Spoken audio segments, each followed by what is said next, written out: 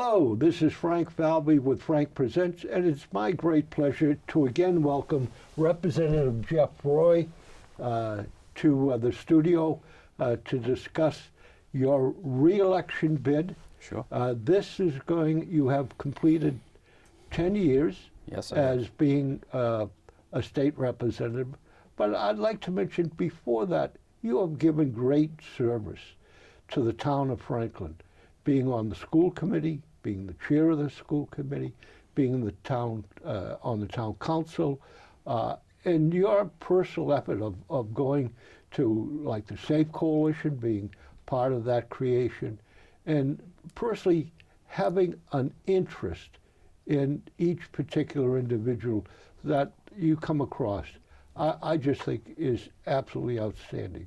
Thank you, thank you. It's this is the best job I've ever had, and I can tell you that the real motivating factor to get involved was watching what happened when the Twin Towers went down in 2001. That really shifted my thinking and thought process, and encouraged me or really got me to wake up and say, you've got to get more involved in your government, and you've got to make the world a better place. And I began with education and did 10 years on the school committee, then the town council, and now 10 years up at the State House. And it's really been a focus on the power of government. I'm one who believes in the power of government to make the world a better place and to provide equality of opportunity for its citizens. And I've seen that both at the local and the state levels, and it's been a great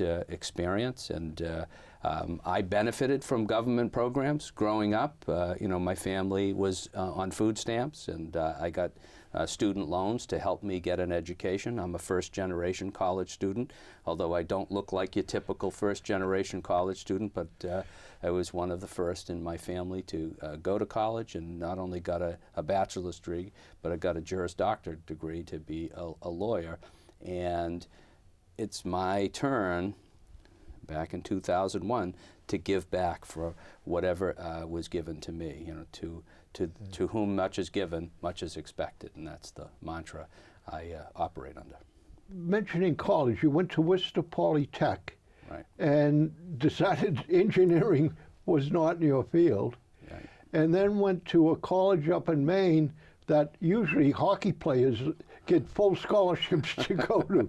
You went to Bates. I went to Bates. I was a hockey player, but I did not play hockey at Bates. It was an interesting twist of events. I was studying engineering, always wanted to go to law school, but my dad had said, just in case that doesn't work out, having an engineering degree is a great fallback. So I studied it, and I was taking these social science classes at Worcester Polytech, and a professor had come up to me in my second year, and he said, Jeffrey, you're the first person who's taken more than one of my classes here at Worcester Polytech. What's your deal? I became his research assistant, and by the end of the second year, he said, it's really not my place, but he said, I don't think WPI is the best place for you. I have a friend who's a professor up at Bates who would love to have somebody like you as a research assistant.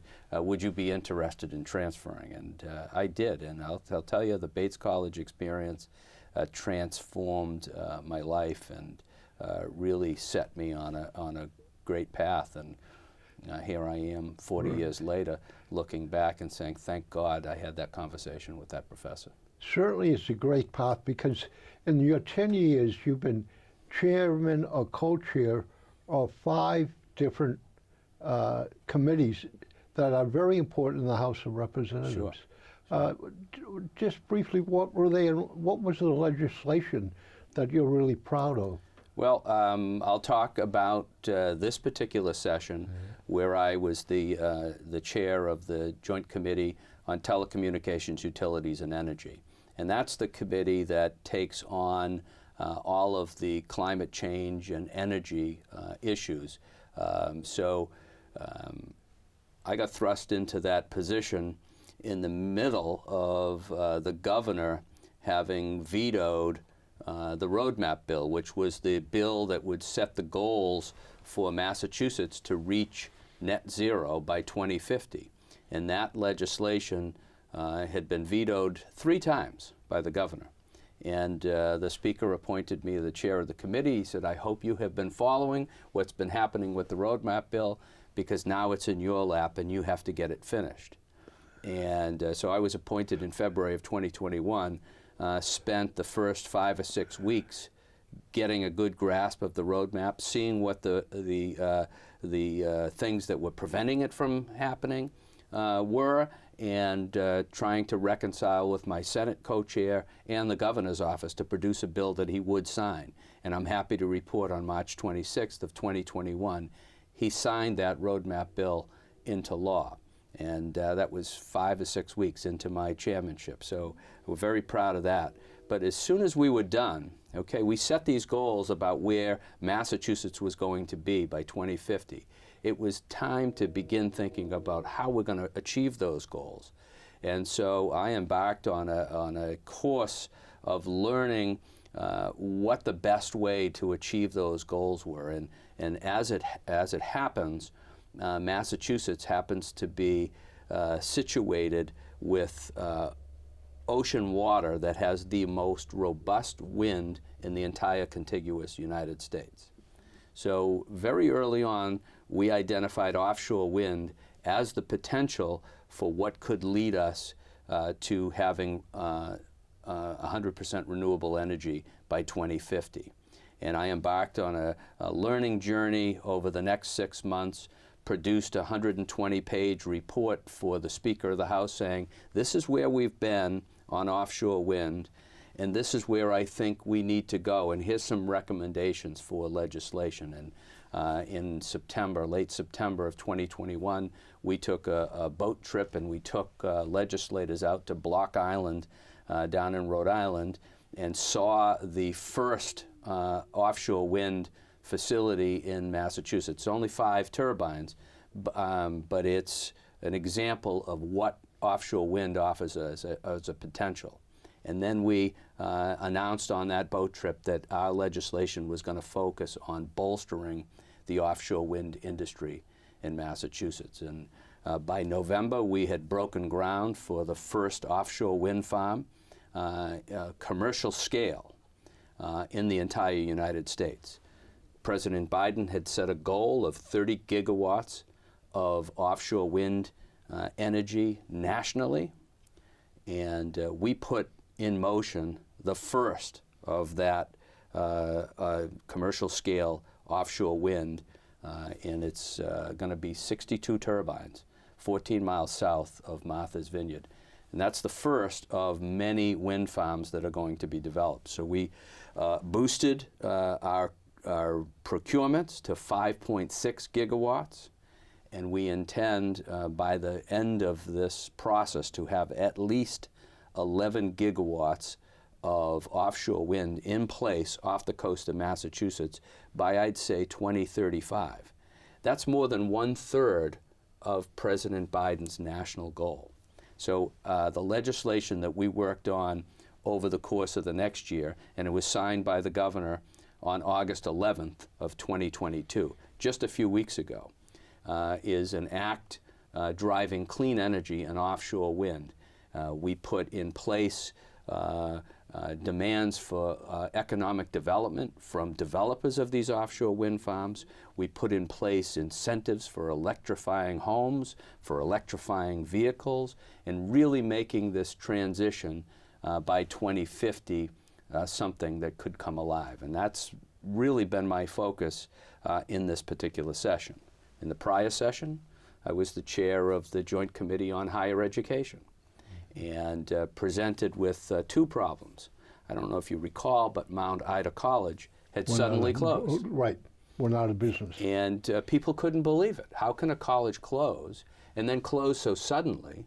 And then what do you do with those students who are entering their senior year of college and have no place to finish their work? I do recall getting a call from President Rooney over at Dean College. She said, if you see any student who has been affected by the closure of that school, you tell them that Dean College has a place for them and they can finish their studies here and get a degree from Dean. I also heard from a family in Franklin, Massachusetts, who had a son who had just completed his junior year, and he had no place to go for his senior year. And I knew that we had to do something about it to prevent this from happening again to other families. And so we created a bill ensuring financial stability for higher education institutions in Massachusetts and setting guardrails for, if a school is going to close, you've got to give advance notice and have planning in place so that you don't leave families like that in that bind. And I remember being there next to the governor when he signed that bill. I asked him for 2 extra pens, and I delivered one to Paula Rooney, and I delivered one to the family, and said, this is the response to the problem that created. On the heels of that, campus sexual assault was a huge deal on college campuses. So Very huge deal. Huge deal. So we came up with a comprehensive piece of legislation that would address that issue and provide support services to any student who had been the victim of campus sexual assault. And I don't know if you were aware, but at the federal level, Secretary DeVos had changed substantially the rules and regulations on campus sexual assault. So we had to address that at the state level, and we came up with a very comprehensive bill that had been worked on for 10 years at the State House, but nobody could bring it together. And I was able to bring both the college campuses in line with the student group. Every Voice was a large student group that was at conflict with the colleges, but by working with both groups and bringing them together, we've had a piece of legislation that we could get to the governor's desk, and he signed that. And going back to my term, I won't go back too much further, but I did healthcare finance for 1 year. And you want to talk of a complex area of legislation. It was a circumstance where the chairman had passed away in 2018, in February of 2018. I was the vice chair of the committee. That immediately put me in the role as the chair of healthcare finance. And we needed to roll out a substantial healthcare finance bill that had been started under the previous chair. I was given 3 months to put it all together and get it out onto the House floor. And I'm proud to say that by June of 2018, we had a bill that passed on the House floor. Unfortunately, we couldn't reconcile it with what the Senate had done, so we didn't get health care reform that year, but we had a bill that formed the basis for what we did in the following session. So it's been an extraordinary run.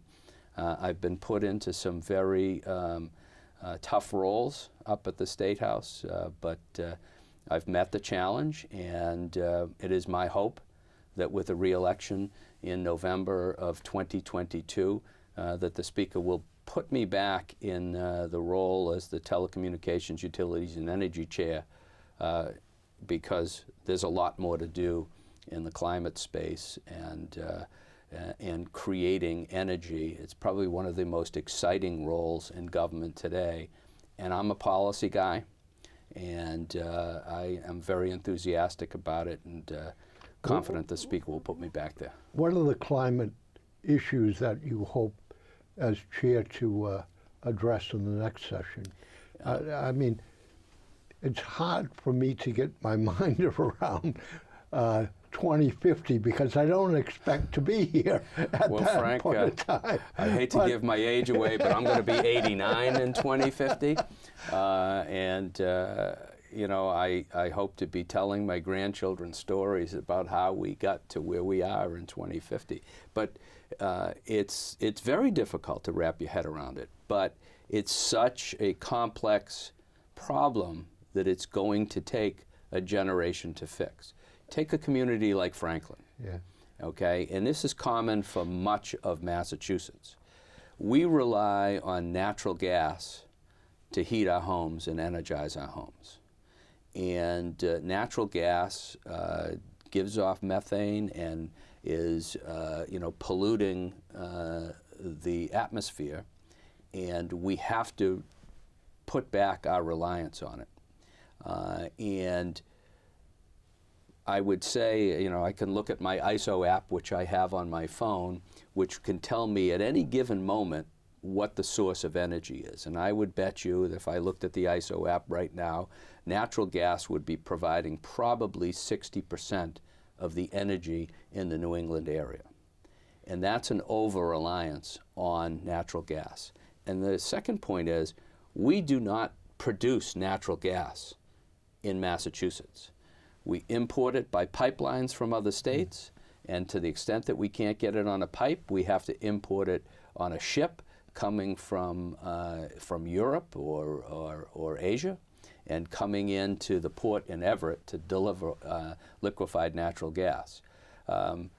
Couple problems there, that we don't have energy independence. We're dependent on other areas for getting that. And with the war going on in Ukraine right now, that is driving the price of natural gas to extraordinary heights. People are going to see incredible jumps in their energy bills this winter. This is going to be one of the worst winters we will experience in terms of energy pricing. So the goal of our legislation to get offshore wind is to not have us rely on imports for our energy. We will be the producer of energy. There's enough wind power off the coast of Massachusetts to power every home and business in Massachusetts. But let me interrupt Sure. for a second. When do you anticipate, I mean, putting these turbines Right.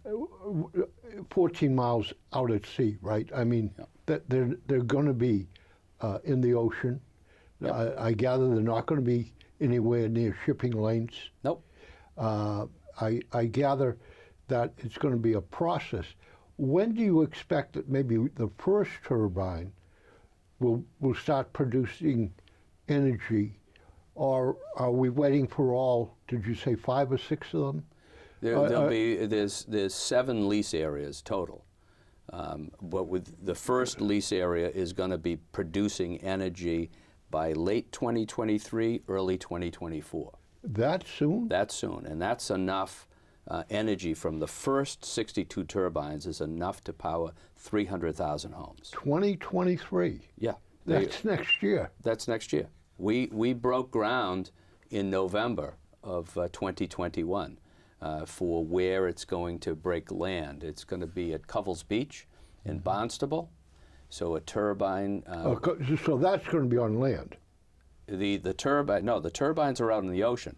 We're going to they're going to bring the power from the turbines into the land Into Barnstable. at Covell's Beach in Barnstable. Okay. And that's the first project. As soon as that How many project's miles done, is that from the turbine to the land? it's probably 20 miles. Yeah, that's Yeah. quite a way. So And you're going underground. So actually the cable Yeah. from the turbines is going to be under the ocean floor. They Yeah. have a submarine that's going to dig a trench to run that cable under the ocean floor. And here's the best part of this story. Yeah. Brayton Point is in Somerset. Yeah. Brayton Point was the home to the last coal-fired plant in Massachusetts. And I don't know if you remember, about 5 years ago, they had an implosion of the towers, the cooling towers for that coal-fired No, plant. I don't remember. And they brought it to the ground, and there's no more coal produced. But it produced 42 acres of barren land on the ocean in Brayton Point in Somerset. Through our work with the offshore wind, and by bolstering that industry and providing incentives, we have a manufacturer from Italy that's going to set up a factory on that 42 acres that's going to build all of the cables that are going to run from the turbines to land on the entire east coast of the United States. That's going to create 300 jobs, and it's so poetic that the last coal-fired plant, which is dirty energy, Right. is going to be the home of a factory that is producing the cables to bring clean, renewable energy from the offshore wind farms in Massachusetts and along the East Coast.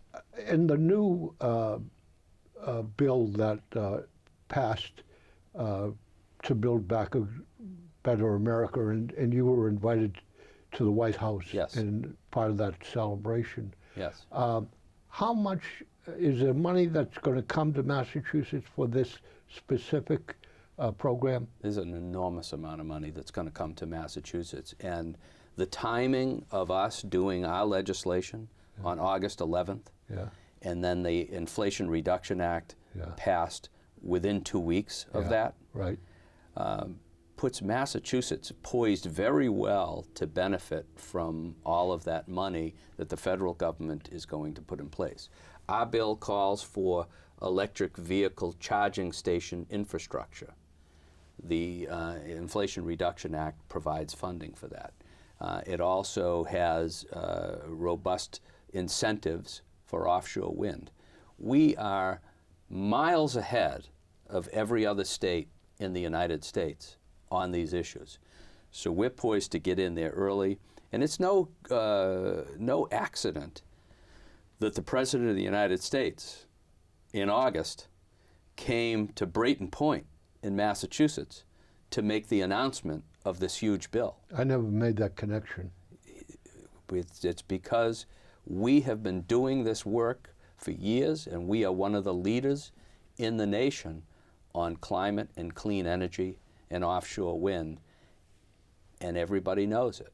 And you know, I'm just tickled and honored that I'm in this position for this major transition that we're underway. And that's why I'm so excited for re-election to get back and continue this work. Jeff, is there another issue or subject that you'd like to briefly tell the people about? Well, I'd love to talk a bit about the Safe Coalition and substance use disorder, because that's something that's been very important in this community. And goes back to 2014 and 2015, when the problem of substance use disorder really came home, when in the month of May of 2015, we lost 5 people under the age of 30 to overdose deaths.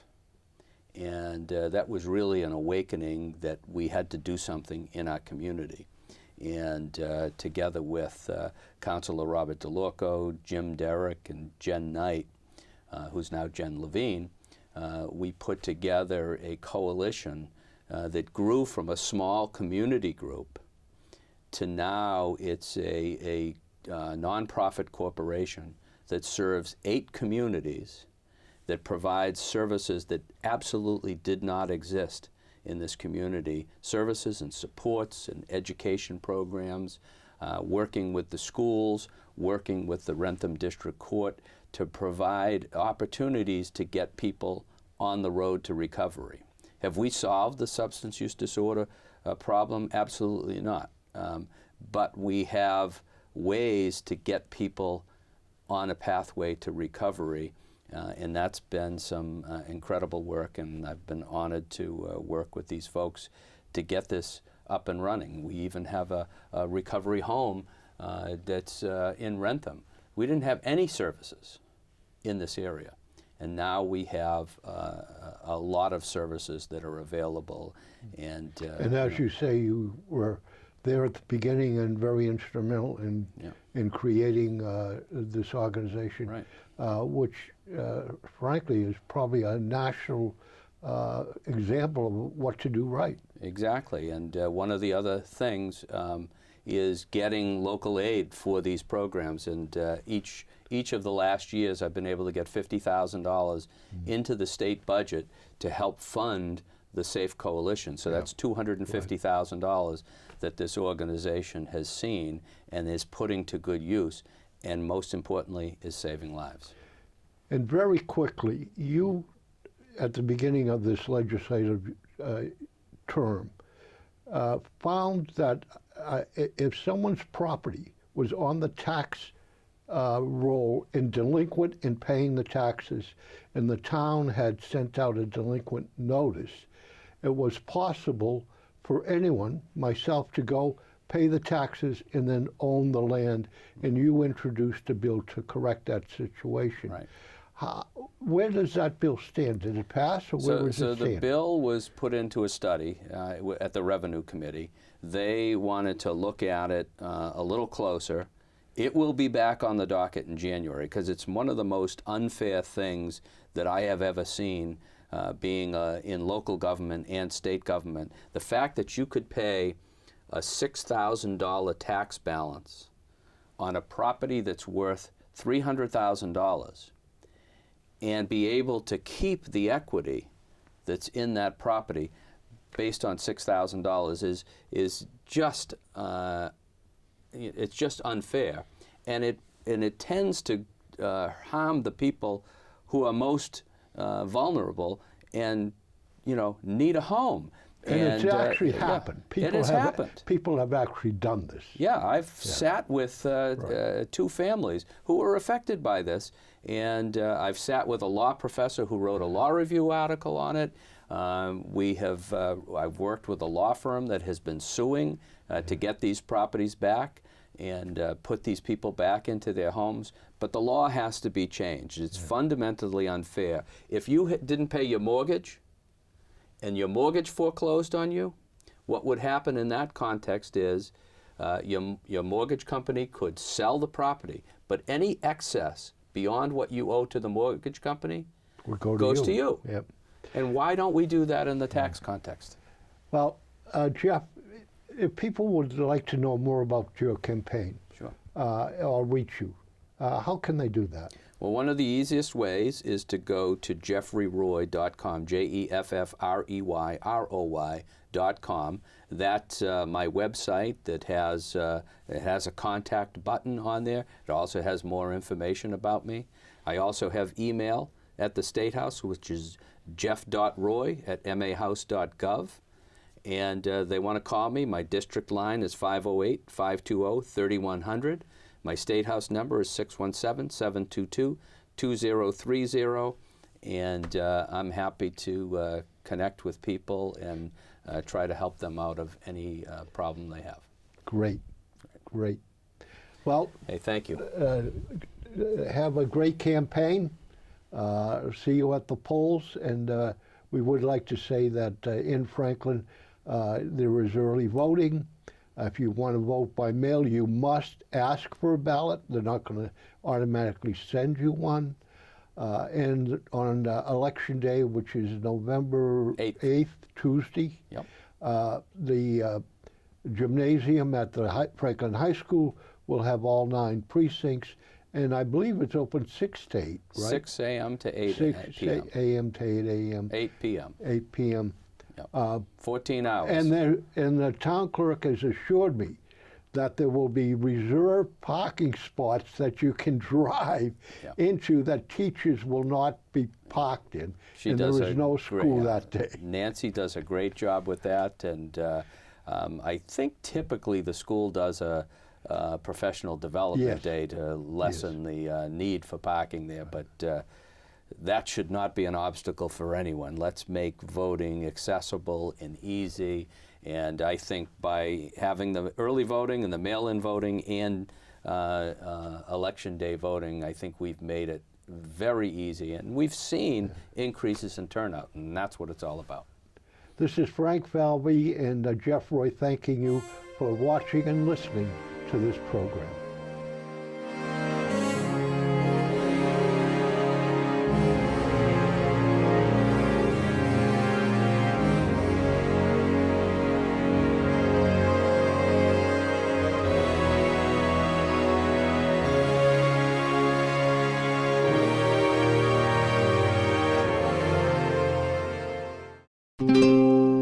This program was made possible by your Franklin friends and neighbors, good folks just like you.